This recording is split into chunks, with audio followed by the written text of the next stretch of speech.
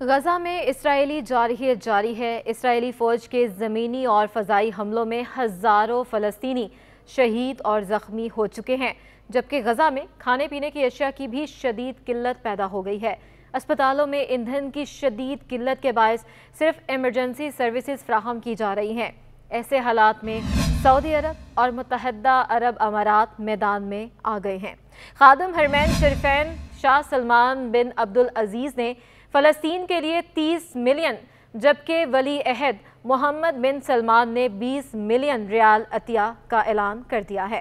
Saudi media के मुताबिक खादिम हरमैन शरीफैन शाह सलमान बिन अब्दुल अजीज़ और वली अहद शहजादा मोहम्मद बिन सलमान ने जंगज़दा फ़लस्तीन के अवाम के लिए चंदा मुहिम का आगाज़ कर दिया और सबसे पहले खुद मजमूई तौर पर 50 मिलियन रियाल चंदा जमा कराया। इसराइल की गजा और मगरबी किनारे में जंगी जारहियत के बायस फ़लस्तीनी अवाम की अद्वियात, खुराक और बुनियादी अशिया ज़रूरिया की फ्राहमी से मदद के लिए अवामी अतियात किंग सलमान सेंटर की साहिम वेबसाइट पर जमा की जाएंगी। सऊदी अरब के रिलीफ प्रोग्राम के सरबराह डॉक्टर अब्दुल्ला बिन अब्दुल अजीज़ ने कहा है कि अतियात जमा करने की ये मुहिम क्राइसिस में घिरे फ़लस्तीनी भाइयों की मदद के सऊदी अरब के अजीम किरदार की निशानदेही करता है।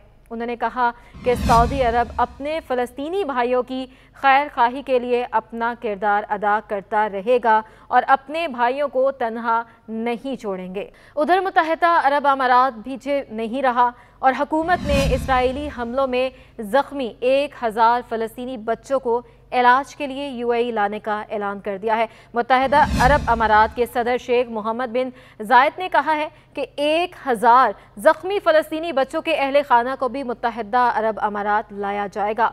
बच्चों को इलाज मुकम्मल होने के बाद अपने वतन वापस पहुंचाया जाएगा।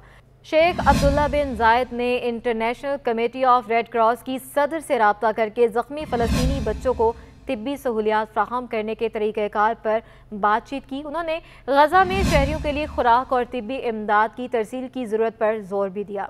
उधर अक़वाम मुत्तहिदा का कहना है कि गजा के अस्पतालों में ईंधन की शदीद किल्लत है और जल्द ही अस्पतालों में ज़िंदगी बचाने से मुतल्लिक ऑपरेशन को भी मुअत्तल करना पड़ सकता है। अक़वाम मुत्तहिदा के मुताबिक गजा में पहले ही 2/3 अस्पताल और मेडिकल क्लिनिक्स बंद हो चुके हैं।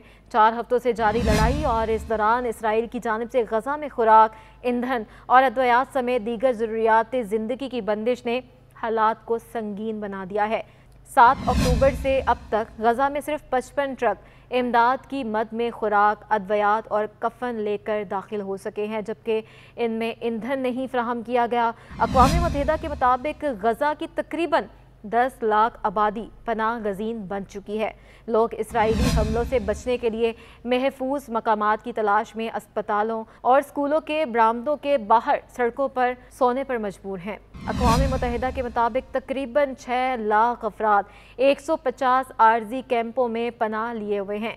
अक़वाम मुत्तहिदा का कहना है कि 24 घंटों से भी कम वक्त में गजा में मौजूद इनके 4 स्कूलों को निशाना बनाया गया, जहाँ पनाह गज़ीन मुकीम थे।